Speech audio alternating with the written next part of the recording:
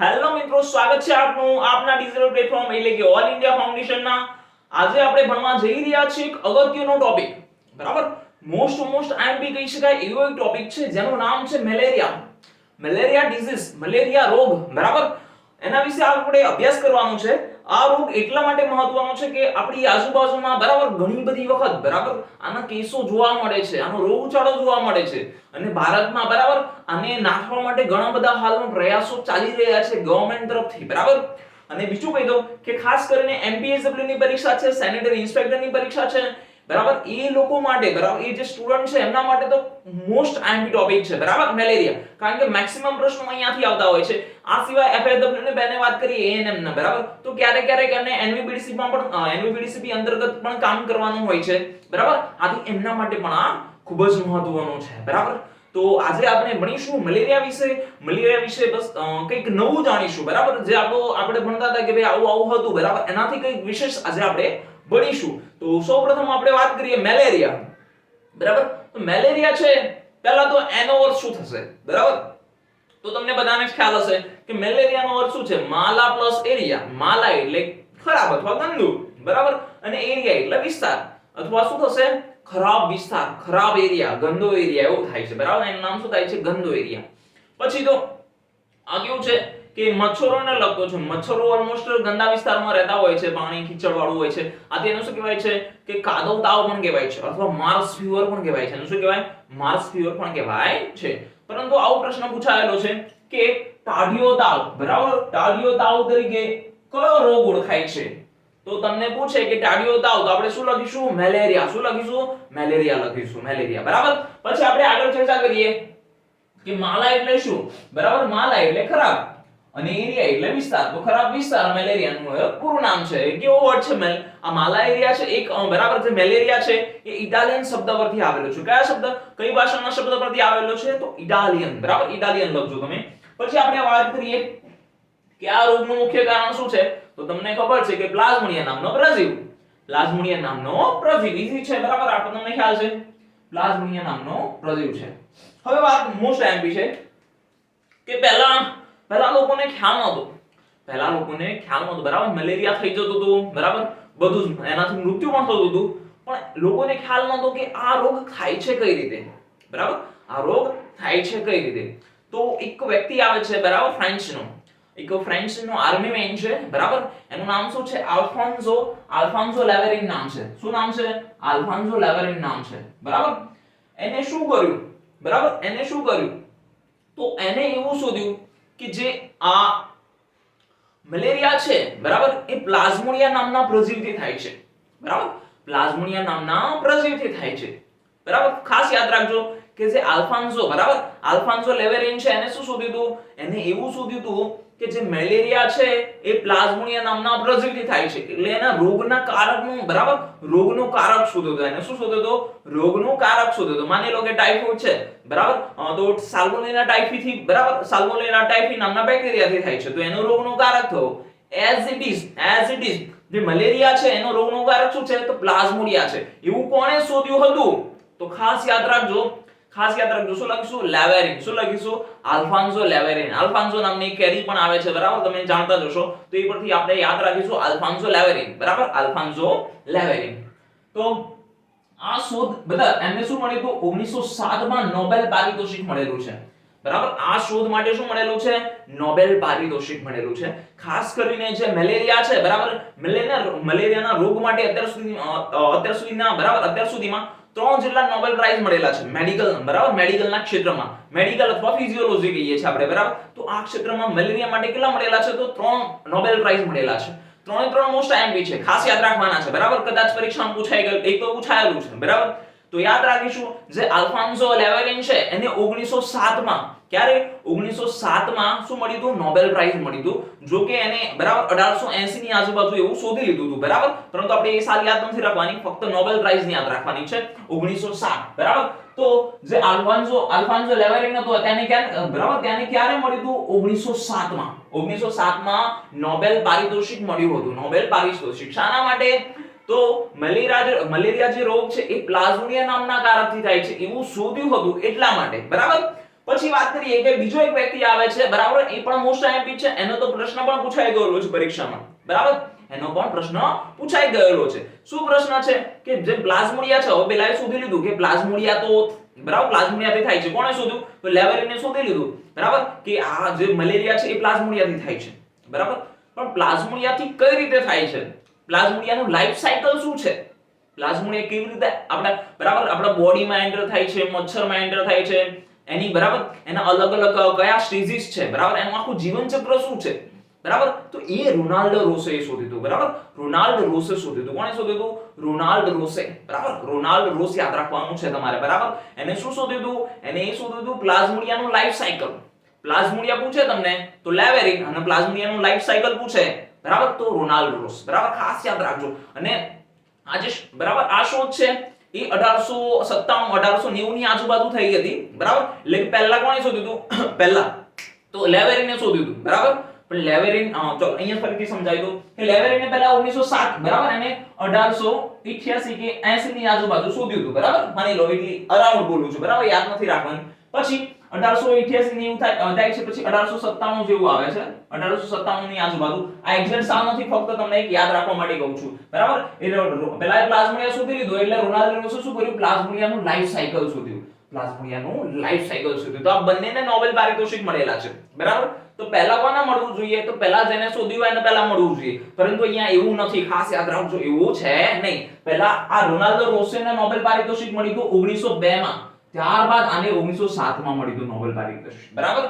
પહેલા લેવેરિને શોધ્યું હતું, પણ એનું, બરાબર, એને જે નોબેલ પારિતોષિક હતું એ 1907 માં મળેલું હતું, બરાબર, 1907 માં મળેલું હતું. જ્યારે રોનાલ્ડ રોસે, બરાબર, એના પછી કામ કર્યું હતું, એના પછી શોધેલું હતું, પણ એને નોબેલ પારિતોષિક પહેલા મળેલું છે 1902 માં. તો આ બંને સાલ કન્ફ્યુઝન ના થઈ જાય, ખાસ યાદ રાખજો, બરાબર. એટલા માટે મેં તમને એક સાલની રેફરન્સ આપી દીધો. પછી આપણે વાત કરીએ કે દવાનોથી શું થાય, તો એના પહેલા ઉપચાર કઈ રીતે થયો હતો? કઈ રીતે થતો હતો? તો સિન્કોના નામનો એક વૃક્ષ આવે છે, બરાબર. એની છાલમાં, એની જે છાલ હોય છે એમાંથી દવા બનાવવામાં આવતી હતી, બરાબર. અને એ દવામાંથી અત્યારે કઈ દવા બનાવે છે? તો ક્વિનાઇન બનાવાય છે. કઈ દવા આપણે આપીએ છીએ ને મલેરિયામાં, બરાબર, કઈ દવા આપીએ છીએ? ક્વિનાઇન આપીએ છીએ, બરાબર. એ ભણીશું અથવા અમને YouTube માં લેક્ચર મૂકેલો છે, એ તમારે જોઈ લેવાનું રહેશે કે એની ટ્રીટમેન્ટ, સારવાર માટે કઈ રીતે આપીએ છીએ, બરાબર. કેટલા દિવસની સારવાર હોય છે, કઈ દવા આપીએ છીએ, કેટલો ડોઝ હોય છે, બધું જ મેં મૂકેલું છે, બરાબર. તો ઉપચાર પહેલા સિન્કોના નામનો વૃક્ષ છે એની છાલમાંથી કરવામાં આવતો, એની છાલમાંથી દવા, બરાબર, બનાવીને એનો ઉપચાર કરવામાં આવતો હતો. પ્રશ્ન પૂછાયેલો છે આ બંને, બરાબર. પછી જે મલેરિયાનો ફેલાવો કોણ કરે છે? બરાબર, મચ્છર કરે છે. કયો મચ્છર કરે છે? તો એનોફિલિસ. કેવો, નર કે માદા? તો તમને ખ્યાલ છે કે હંમેશા જે માણસને ડંખ મારે છે, મનુષ્યને જે ડંખ મારે છે અથવા જે રક્ત ચૂસવાનું કામ કરે છે, એ કોણ કરે છે?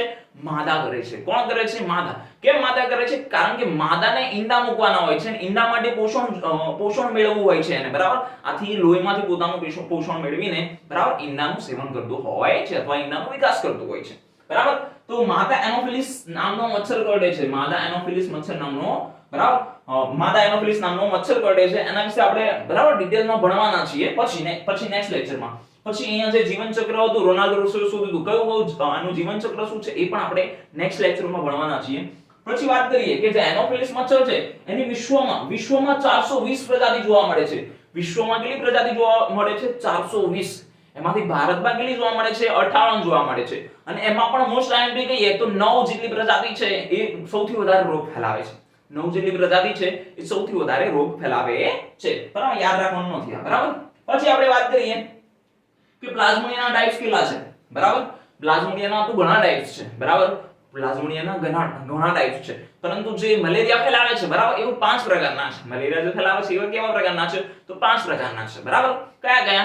Plasmodium વાઇવેક્સ, Plasmodium ફાલ્સિપેરમ, Plasmodium oval, Plasmodium મલેરી, અને ચોથો, બરાબર, પાંચમો પ્રકાર નવો છે, બરાબર, પ્લાઝ્મોડિયમ નોલેસી, જે મેં યુટ્યુબના લેક્ચરમાં પણ ભણાવેલ છે, બરાબર. તો પ્લાઝ્મોડિયમ વાઇવેક્સ, આ વાઇવેક્સ જે છે, બરાબર, જે 70% મલેરિયાના જે મોસ્ટ ઓફ કેસીસ હોય છે વાઇવેક્સ ના હોય છે, બરાબર. પછી બીજી વાત કરી પ્લાઝ્મોડિયમ ફાલ્સિપેરમ. તો ફાલ્સિપેરમ એટલે કે પ્લાઝ્મોડિયમ ફાલ્સિપેરમ નામના પ્લાઝ્મોડિયાથી આપણને જો મને મલેરિયા થયો તો એને આપણે કયો મલેરિયા કહીશું? ઝેરી મલેરિયા કહીશું. શું કહીશું? ઝેરી મલેરિયા કહીશું. પછી વાત કરીએ કે ત્રીજા નંબરે છે પ્લાઝ્મોડિયમ ઓવેલ. તો ક્યાં ભારતમાં કેસમાં જોવા મળે છે? તમને પરીક્ષામાં પ્રશ્ન પૂછે કે હાલમાં કયા રાજ્યમાં પ્લાઝ્મોડિયમ ઓવેલના કેસ જોવા મળ્યા હતા? તો કેરળ, બરાબર, કેરળમાં એક સૈનિક હતો, સુદાનથી આવ્યો હતો અને એનામાં પ્લાઝ્મોડિયમ ઓવેલના લીધે એનું ઇન્ફેક્શન દેખાયું હતું, બરાબર, મલેરિયાનું ઇન્ફેક્શન દેખાયું હતું. કોના લીધે? પ્લાઝ્મોડિયમ ઓવેલના લીધે. અને ચોથો પાંચમો છે પ્લાઝ્મોડિયમ મેલેરી અને પ્લાઝ્મોડિયમ નોલેસી, બરાબર. આ ભારતમાં કેસ જોવા મળતા નથી, બરાબર. તો પ્લાઝ્મોડિયમ વાયવેક્સ 70% કેસ એના હોય છે. પછી વાત કરીએ પ્લાઝ્મોડિયમ ફાલ્સિપેરમ ઝેરી એનાથી શું થાય છે? તો ઝેરી મલેરિયા થાય છે. પછી પ્લાઝ્મોડિયમ ઓવેલ હાલમાં કેરળમાં જોવા મળેલો હતો અને આ બે પ્લાઝ્મોડિયમ મેલેરી અને પ્લાઝ્મોડિયમ નોલેસી ભારતમાં જોવા મળતા નથી, બરાબર. આપણે બે નોબેલ પારિતોષિકની વાત કરી. હવે ત્રીજું એક નોબેલ પારિતોષિક છે જે 2015 માં મળ્યું હતું, બરાબર, લેટેસ્ટ 2015 માં નોબેલ પ્રાઇઝ મળ્યું હતું મેડિકલ ક્ષેત્ર અથવા ફિઝિયોલોજી, બરાબર, મેડિકલ અથવા ફિઝિયોલોજી ક્ષેત્રે મળ્યું હતું, બરાબર. કોને મળ્યું હતું? તો એક ચાઇનીઝ મહિલા હતી, બરાબર. એનું નામ શું છે? U two. શું નામ છે? U two. એને શું કર્યું હતું? એવું કમ્પાઉન્ડ શોધ્યું હતું, એવું સંયોજન શોધ્યું હતું, બરાબર. શાનું સંયોજન શોધ્યું હતું? તો મલેરિયા વિરોધી, બરાબર, એન્ટી મલેરિયલ સંયોજન શોધ્યું હતું. એટલે એક પ્રકારની દવા કહેવાય મલેરિયા માટેની, બરાબર. કઈ દવા હતી? તો આર્ટેમિસિન, બરાબર. કઈ દવા છે? આર્ટેમિસિન. ખાસ યાદ રાખજો, પ્રશ્ન પૂછાઈ ગયો 2019 માં એએમસી ની પરીક્ષામાં પ્રશ્ન હતો, બરાબર, કે 2015 નું નોબેલ પારિતોષિક, બરાબર, મળ્યું. કોને મળ્યું? તો યુ ટુ ને મળ્યું, બરાબર. શાના માટે મળ્યું હતું? બરાબર, કયું કમ્પાઉન્ડ શોધ્યું હતું એને? તો આર્ટેમિસિન. કયું શોધ્યું હતું? આર્ટેમિસિન. ખાસ યાદ રાખજો, આર્ટેમિસિન છે એ એન્ટી મલેરિયલ દવા કહેવાય એક પ્રકારની, બરાબર, એન્ટી મલેરિયલ સંયોજન છે, બરાબર. પછી એક બીજું વાત કરીએ કે અહીંયાથી પણ પ્રશ્ન આવેલો છે. આ તમારા માટે એક નવું હશે, બરાબર, પણ યાદ રાખવાનું છે તમારે. જે પ્લાઝ્મોડિયમ વાઇવેક્સથી જે મલેરિયા થાય છે ને, પ્લાઝ્મોડિયમ વાઇવેક્સથી, એને આપણે કયો મલેરિયા કહીએ છીએ? બેનિગન ટર્સિયન, બરાબર, બેનિગન ટર્સિયન કહીએ છીએ. પછી પ્લાઝ્મોડિયમ મેલેરીથી થાય છે, બરાબર, પ્લાઝ્મોડિયમ મેલેરી નામનો જે, બરાબર, પ્લાઝ્મોડિયમ મેલેરી છે એનાથી કયો થાય છે? તો ક્વાર્ટન મલેરિયા થાય છે. શું થાય છે? ક્વાર્ટન મલેરિયા નામનો રોગ થાય છે. પછી વાત કરીએ પ્લાઝ્મોડિયમ ફાલ્સિપેરમ થી કયો થાય છે? તો મેલિગન ટર્સિયન, બરાબર. કઈ ખબર ના પડી, બરાબર, પણ યાદ રાખવાનું છે, બરાબર. અહીંયાથી પણ પ્રશ્ન હતો, બરાબર.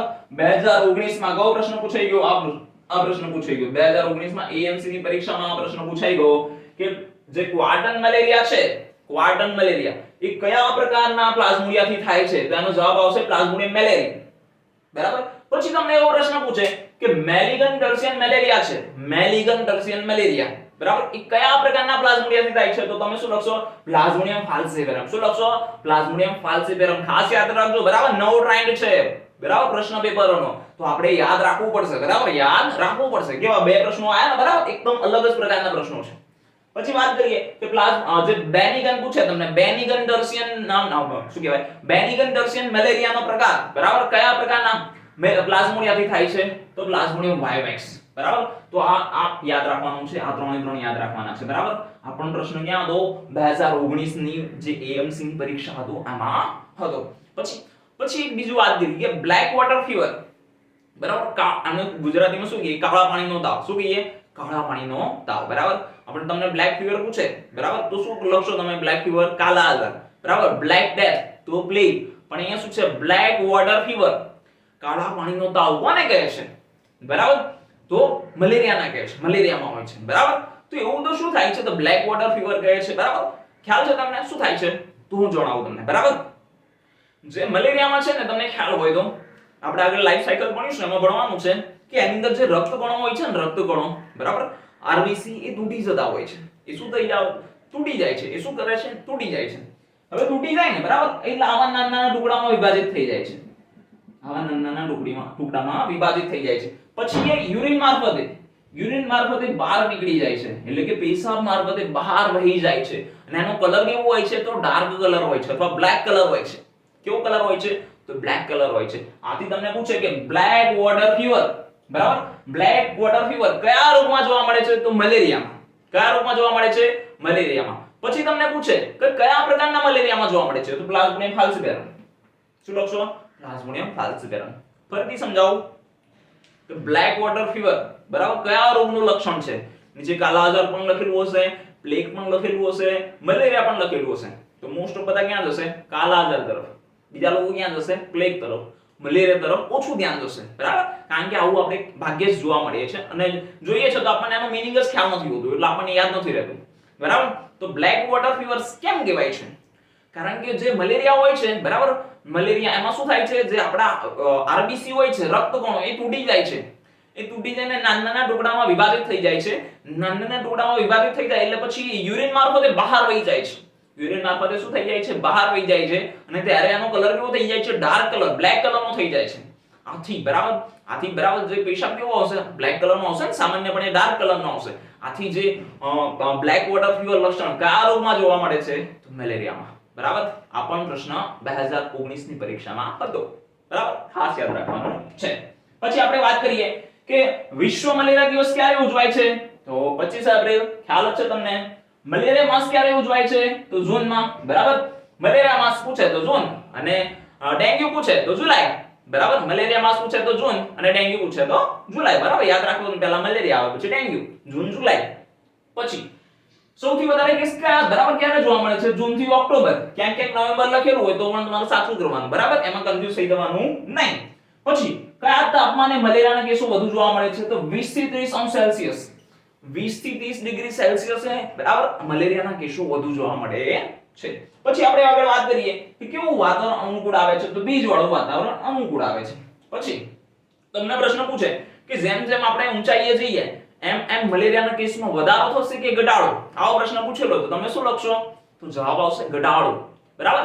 કેમ ઘટાડો થાય છે વધારે? તો વધારે ઊંચાઈએ મચ્છર પહોંચી શકતા નથી. મચ્છર પહોંચી ના શકે તો કરડે નહીં તો મલેરિયા ના થાય, બરાબર ને? તો આજે આપણે આટલું રાખીએ છીએ. મળીશું નેક્સ્ટ લેક્ચરમાં. ત્યાં સુધી આ રિવાઇઝ કરી લો એકવાર, ફરીથી કરવું હોય તો. મળીશું નેક્સ્ટ લેક્ચરમાં. Bye bye, thank you.